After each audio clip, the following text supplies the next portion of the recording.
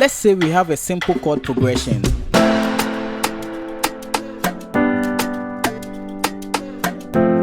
The goal here is to turn this progression into a beautiful Afrobeat melody. So the first thing I'll do here is to copy and paste the chords onto a sampler channel. You can find it on the sampler category right here.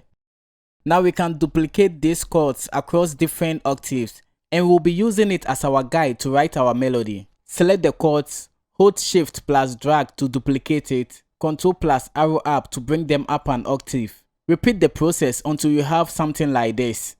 Now in our VST channel, we have all these ghost notes of the chords. If your ghost note isn't showing, do Alt plus V to activate the ghost note. So pretty much almost all melodies comes from arpeggiated chords. So let's break these chords down.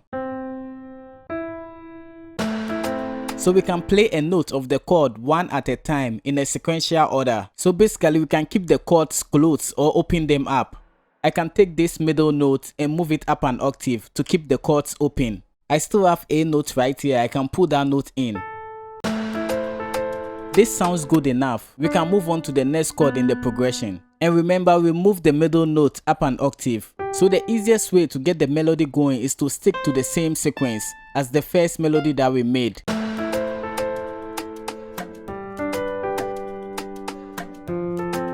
Sounds good, but we can make it great by switching up the rhythm of the progression. Right now, every melody starts on each bar. We can cut this out and move this in. Maybe rearrange the chords to make it a 2-bar loop. And then we have something like this.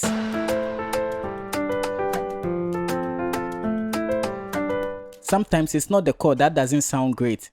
It's the selection of sound the instruments use. I'm using this piano preset from Keyscape. Let's switch it up for a guitar. If it still doesn't sound right, change the key. So basically we just hold Shift plus arrow down or up to transpose it into other keys. We are now in F minor and it sounds like.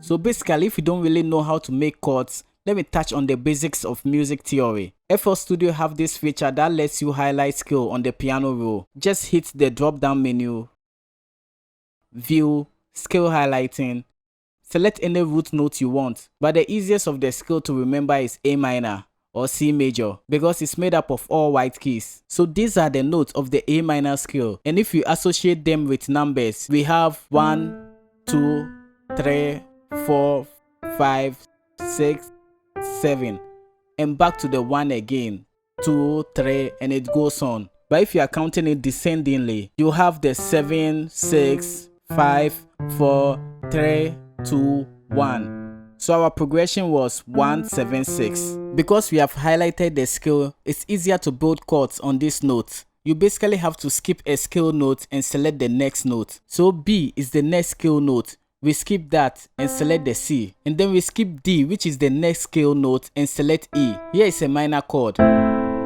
Sounds sad. And the difference between a minor chord and a major chord is the middle note. You just have to move it a step up. We have a major chord. Sounds happy. So let's do another example. Let's select the 1, 3, 2, 5 notes of the scale. Turn them into chords.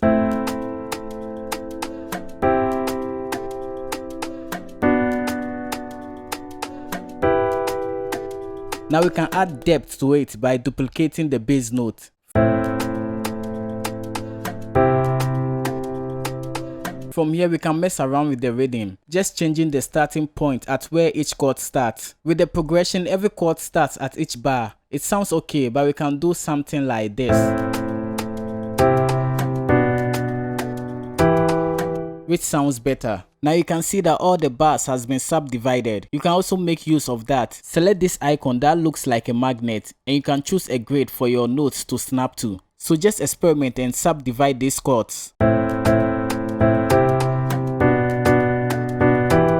Now we have a cool rhythm. Furthermore, we can add expression with the velocities. So we change how these chords are played. Either we make them sound louder or quieter. Now we can swap the piano preset for this, that, And we have this.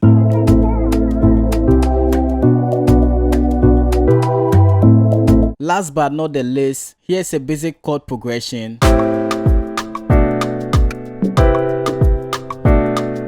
We can make it more interesting by adding passing notes and fills using the notes from the scale, or basically we just use notes from the chords.